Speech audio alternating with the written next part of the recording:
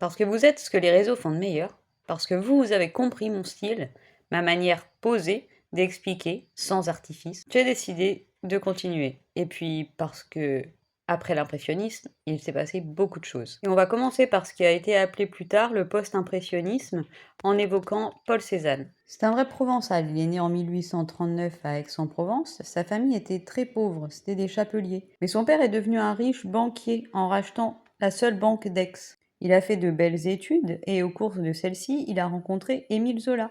Ils se sont liés d'amitié et il va avoir une belle influence sur lui. En effet, un jour, Émile Zola était moqué de ses camarades et Cézanne était assez costaud. Il l'a défendu et Zola lui a offert des pommes. Des pommes qui marqueront beaucoup Cézanne.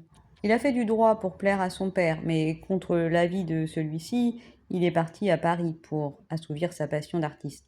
À partir de là, il est un inclassable. Il se lie d'amitié avec Pissarro et va exposer à la première exposition des impressionnistes. Mais là-bas non plus, il n'est pas reconnu. Il n'a jamais été un impressionniste. Il leur reproche leur absence de contours et puis ses couleurs pures. Lui, ce qu'il veut, c'est une composition rigoureuse, mais avec ses propres règles. Observons Pomme et Biscuit. Pour se former, il est allé copier des tableaux au Louvre. Et là-bas, il a découvert Chardin, cet immense maître de la nature morte, célèbre pour son bleu. Nous voyons ici un autoportrait de Chardin.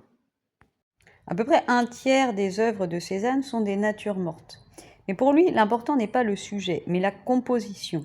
Il veut être fidèle à la nature, mais en la représentant sous forme géométrique. Tout est cylindre, sphère, cône. Éternel anxieux, il a une véritable obsession pour l'équilibre de sa composition. Et il veut s'éloigner des règles ancestrales qu'il voit comme une illusion, à savoir la perspective. Observons l'équilibre tant recherché de la composition, avec 3 plans horizontaux, le coffre, le couvercle et le papier peint. Mais ce qui rend particulièrement harmonieuse cette composition, c'est l'assiette de biscuits, son magnifique bleu, qui sort du cadre, tout comme cette pomme qui dépasse sur l'arrière-plan. Ces pommes d'ailleurs qui semblent venir vers nous. Ici, point de perspective, mais une multitude de points de vue. En cela, il est un réel précurseur du cubisme que nous verrons plus tard. Il disait qu'avec des pommes, il voulait conquérir Paris. Néanmoins, il a été très longtemps un incompris. Et même son ami Zola lui a tourné le dos. Et de manière particulièrement difficile, souvenez-vous de l'œuvre.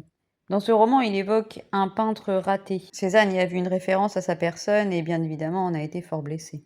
Ce tableau se trouve au musée de l'Orangerie. Et promis, on se retrouve demain. À demain.